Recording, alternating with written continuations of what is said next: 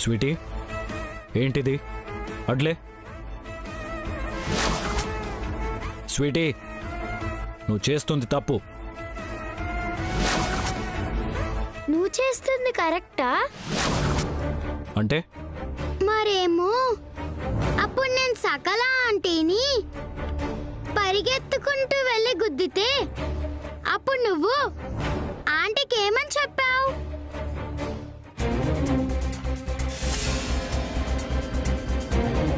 నాలుగు పీకితే చిన్నప్పుడు తాగిన ఉగ్గుపాలు బయటకొచ్చి బుద్ధిమంతురలా తయారవుతుంది. అక్క, కావాలని చేస్తే కొట్టంలో అర్థం ఉంది, అంతేగాని పొరపాటున జరిగిందని కొడుతున్నావంటే ఏమనుకోవాలి నిన్ను?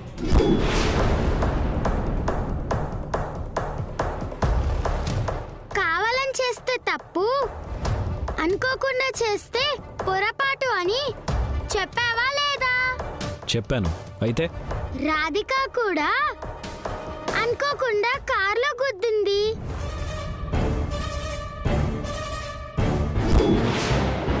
అంటే రాధిక కూడా నాలాగే పొరపాటు చేసింది కదా, తప్పు చేయలేదు కదా బ్యాడ్ పోలీస్.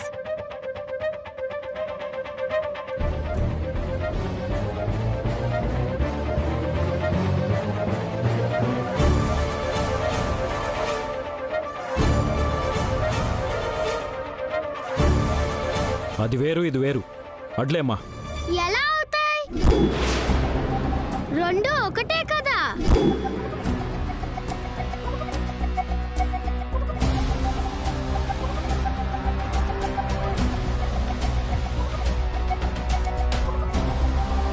మరి నాకొక న్యాయం, రాధికకొక న్యాయమా?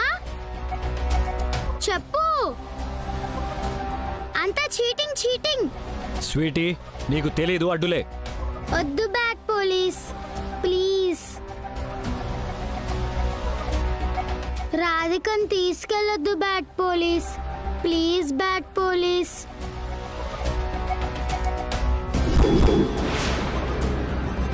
రాధికని తీసుకెళ్ళొద్దు. స్వీటీ, చాలా కోపంగా ఉన్నాను, నన్ను ఇరిటేట్ చేయకుండా తప్పుకో.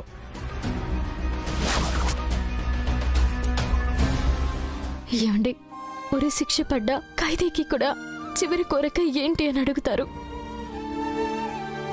నాకు కూడా అలా చివరి కోరిక చెప్పుకునే అవకాశం ఇవ్వండి. నేను ఎలాంటి తప్పు చేయలేదని నిరూపించుకునే ఒక్క అవకాశం ఇవ్వండి. నువ్వు కావాలని యాక్సిడెంట్ చేసి హాస్పిటల్ నుంచి పారిపోయావని డాక్టర్ చెప్పాక కూడా ఇంకా నువ్వు తప్పు చేయలేదని నిరూపించుకోవడానికి అవకాశం ఇవ్వడం ఏంటి? ఏమండి, నేను నిజంగా కావాలని యాక్సిడెంట్ చేసి హాస్పిటల్ నుంచి పారిపోతే మొన్న మనం హాస్పిటల్కి వెళ్ళినప్పుడే డాక్టర్ ఆ విషయం మీతో ఎందుకు చెప్పలేదు?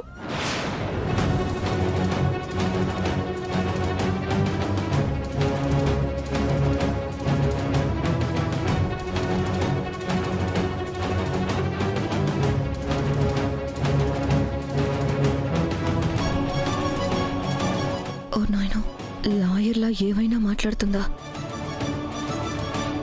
ఆవిడ ఇప్పుడు చెప్పాల్సిన అవసరం ఏంటి? అంటే ఇవన్నీ కార్తిక్ గారికి తెలిసేమో అనుకున్నాను. తెలిసే మిమ్మల్ని పెళ్లి చేసుకున్నారనుకున్నాను. కానీ పోలీసులు వచ్చి నన్ను ఎంక్వైరీ చేశారు కాబట్టి ఇప్పుడు చెప్పడానికి వచ్చాను. ఏమండి, డాక్టర్ గారు అలా చెప్పడం వెనుక ఏదో కారణం ఉందని నాకు అర్థమవుతుంది.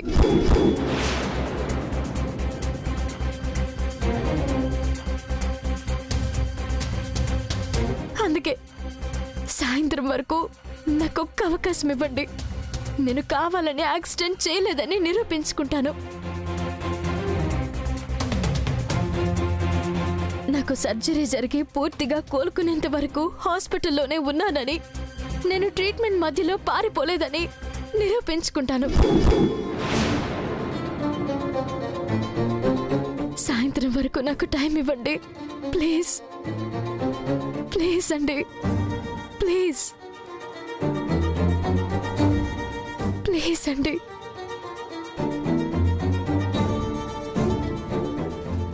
కార్తీక్, రాధిక అంతలా బ్రతిమాలుతున్నప్పుడు తనకొక్క అవకాశం ఇవ్వడంలో తప్పే ఉంది. రాధిక తప్పు చేయలేదని నిరూపించుకునే నమ్మకం ఉంది కాబట్టే తనంత బలంగా అడుగుతుంది. సాయంత్రం వరకు తనకు టైం ఇస్తే నిజాలు సాక్ష్యాలు నీ ముందు పెడుతుంది కదా, తనేం పారిపోదు కదా. ప్లీజ్ అండి, ప్లీజ్ నాకు సాయంత్రం వరకు టైం ఇవ్వండి. ప్లీజ్ ప్లీజ్ అండి. బ్యాడ్ పోలీస్ ప్లీజ్, రాధికకి time bad police please, bad police please.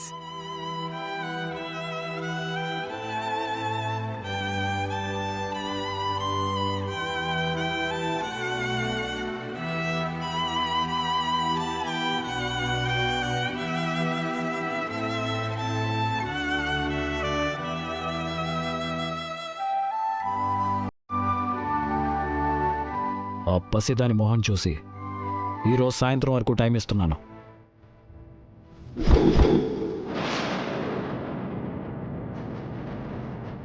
ఆ తర్వాత నేను అరెస్ట్ చేయకుండా ఆ దేవుడు కూడా అడ్డుపడలేడు. లేదండి, నేను ఖచ్చితంగా సాయంత్రం లోపు సాక్ష్యాలతో మీ ముందుంటాను.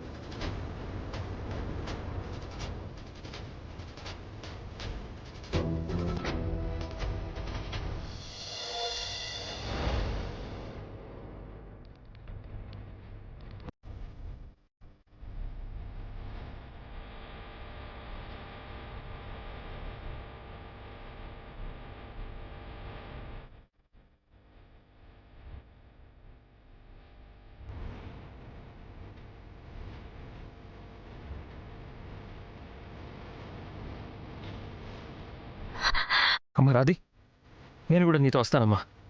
వద్దన్నయ్య, నువ్వమ్మని తీసుకుని ఇంటికి వెళ్ళు. ఇది నా మీద పడిన నింద. నేనే యుద్ధం చెయ్యాలి, నేనే గెలవాలి. అది కాదు రాధి, నేను చెప్పేది విను. అన్నయ్య, నేనెలాంటి తప్పు చేయలేదని మన మనస్సాక్షికి తెలుసు. ఆ మనస్సాక్షి నన్ను ఈ సమస్యల్లోంచి బయటపడేస్తుంది. నేను తప్పు చేయలేదని సాక్ష్యాలని నాకు దొరికే దారి చూపిస్తుంది. మీరు టెన్షన్ పడకుండా ఇంటికి వెళ్ళండి.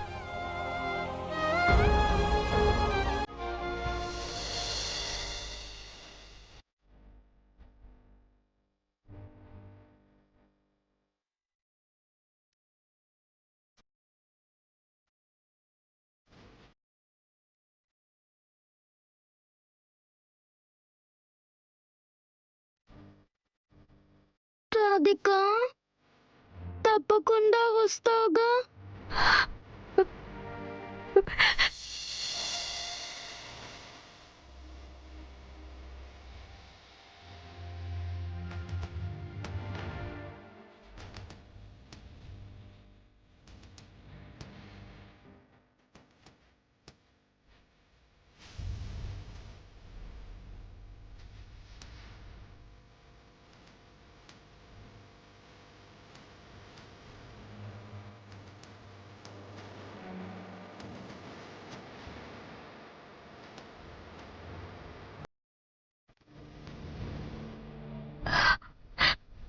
వస్తానమ్మా, నీకోసం, నీకమ్మగా ఉండడం కోసం నేను తప్పకుండా వస్తాను.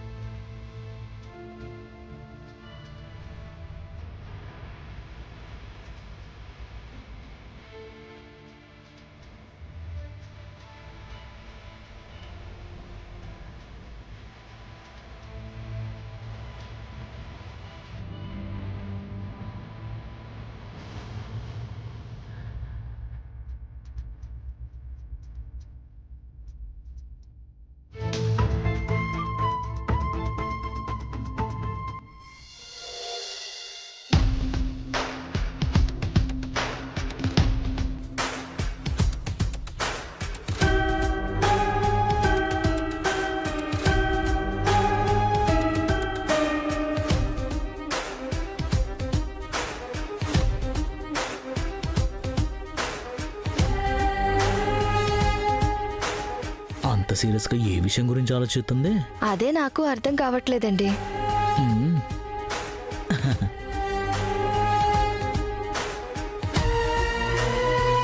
అమ్మాయి సకలా, ఏంటి? పాండవుల్ని కౌరవులు జూదంలో ఓడించినప్పుడు ఆనందంతో బీభత్సంగా పండగ చేసుకున్నారు. ఇప్పుడు నువ్వు కూడా అదే రేంజ్లో పండగ చేసుకోవాలి. కానీ నువ్వు ఇంత టెన్షన్గా ఏం ఆలోచిస్తున్నావు? ఒకే దెబ్బకి 2 పిట్టలన్నట్టు పల్లవిని చంపిన నేరం నీ మెడకు రాకుండా పోయింది. అలాగే ఆ నేరం రాధిక మీద పడి అది ఇంట్లో నుంచి వెళ్ళిపోయింది. ఇన్నాళ్ళ నీ టెన్షను భయము పోయాయి కదా. రాధిక పీడ కూడా పోయింది. మరి ఇంకా ఎందుకు టెన్షన్ పడుతున్నావు? పల్లవిని చంపలేదు అన్న ఆధారాన్ని తీసుకొస్తానని ఛాలెంజ్ చేసింది. రాధిక చంపలేదు అని నిరూపించుకోవాలంటే పల్లవిని చంపిందెవరో అది ఆధారాలతో సహా కార్తీక్కి నిరూపించాలి. ఇంత తక్కువ టైంలో ఖచ్చితంగా ఆధారాలు తీసుకొస్తానని రాధిక అంత బలంగా నమ్మకంగా చెప్పిందంటే ఖచ్చితంగా దాని దగ్గర ఏదొక సోర్సో ఏదో ఒక దారి ఉండే ఉంటుంది. రాధిక దగ్గర ఉన్న క్లూస్తో అది గనక వెతకడం స్టార్ట్ చేస్తే తీగలాగితే డొంక కదిలినట్టు పల్లవిని చంపింది నేనే అని ఆధారాలతో బయటపడిపోతుంది. అవును, నిజమే కదా. ఆనందంతో మేము లాజిక్ గురించి ఆలోచించలేదు. అది కాదమ్మాయ్, ఫోను కొనగానే పగిలిపోయినట్టు ఎగిరి గంతేసేంతసేపు కూడా ఈ ఆనందం నిలబడలేదు. పల్లవిని చంపిన నేరం నీ మెడ మీద కత్తిలా ఇంకా వేలాడుతూనే ఉంది. ఇప్పుడు ఏంటి పరిస్థితి మరి? రాధికను ప్రతిక్షణం నీడలా వెంటాడ్డు. అది ఎక్కడికి వెళ్తుంది, ఆధారాలను సాధించడం కోసం అది ఏం చేస్తుంది అనే విషయాల్ని ప్రతిక్షణం గమనిస్తూ ఉండాలి. దానికి ఎలాంటి ఆధారాలు దొరకకుండా అడ్డుకోవాలి. కుదిరితే అడ్డుకుంటా, కుదరకపోతే దాన్నే అడ్డు తొలగిస్తా.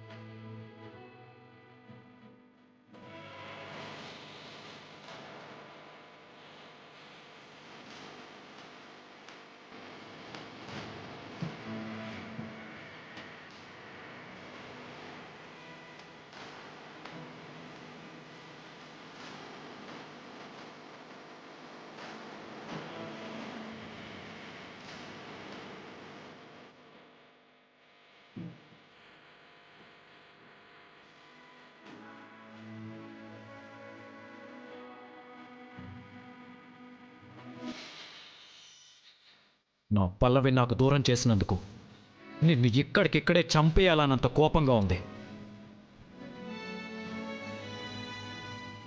కానీ పల్లవి చనిపోవడానికి నేనే కారణమని నన్ను నిందిస్తున్న కాంచనవల్లి అత్తయ్యకి, ఈ సమాజానికి నువ్వు హంతకురాలు అని తెలియాలి.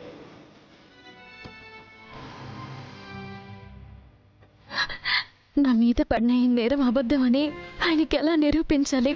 నేను నిర్దోషినని చెప్పే ఆధారాలని ఏ విధంగా సంపాదించాలి?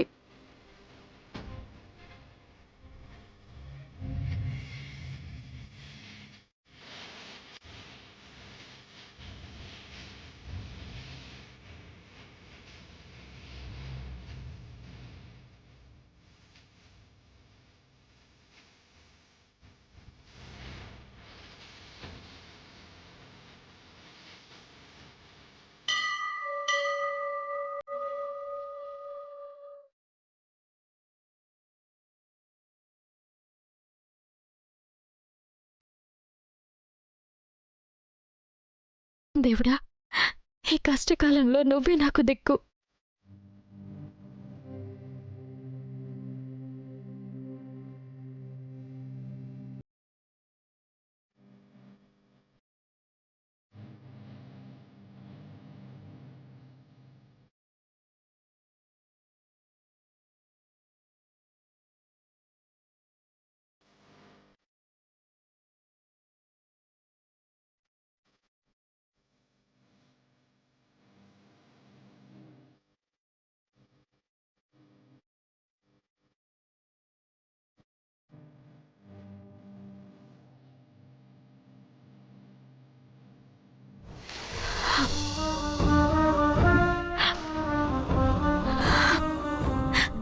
అమ్మా, ఆయన నన్ను చంపినా ఆనందంగా చచ్చిపోతాను.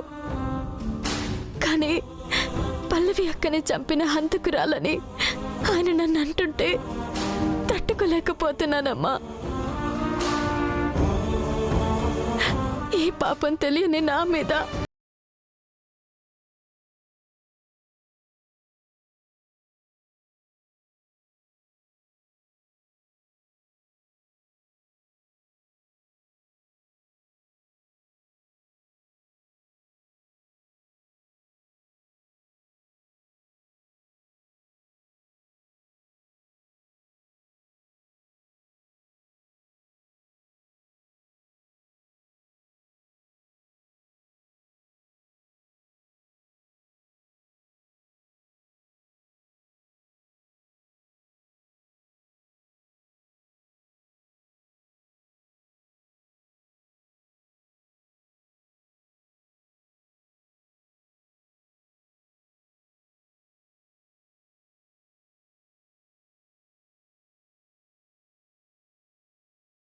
పట్టిందా? సమస్య వస్తే చచ్చిపోవాలనుకోవడం ఏంటి? ఎక్కడ పోగొట్టుకుంటే అక్కడే వెతుక్కోవాలంటారు. అందుకే నీ సమస్య ఎక్కడ మొదలైందో అక్కడి నుండే పరిష్కారం వెతకడం మొదలుపెట్టు. తప్పకుండా నీ సమస్యకు పరిష్కారం దొరుకుతుంది. అర్థమైందా? పద.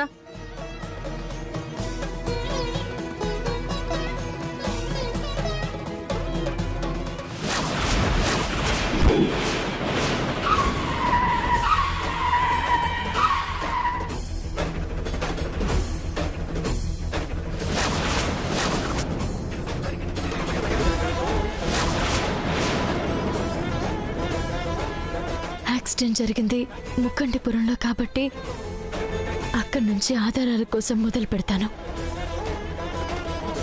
అమ్మా, నన్ను ముక్కంటిపురం వెళ్ళమని దారి చూపించావు.